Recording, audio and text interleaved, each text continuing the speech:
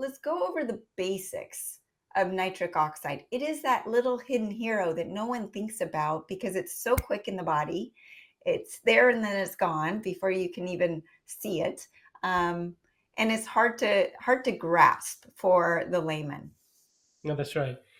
Yeah, so it's a gas that's produced naturally in the human body. This molecule was discovered only about 40 years ago.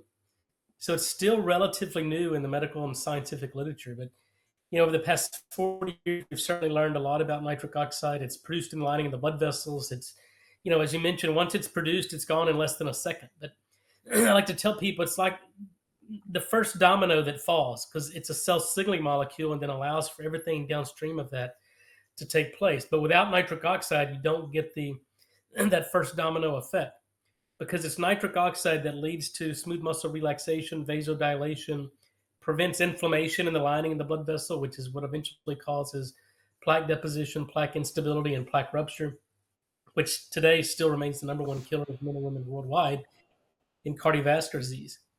So everything we've learned about vascular biology, cardiology, really human optimization and disease prevention can be explained by the loss of production of nitric oxide in people the older we get. And there's some kind of mitigating risk factors or risk factors that can mitigate that or exacerbate that effect in some population.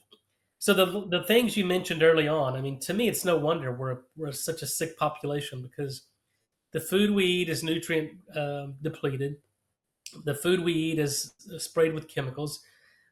Most people who live in major metropolitan cities have fluoride in their drinking water, kills the bacteria in and on our body, shuts down their thyroid function, um, and yeah, it leads to chronic disease. So what I've learned is that there's only two things that cause people to get sick. It's either their body's missing something that it needs, or it's exposed to something that it doesn't need.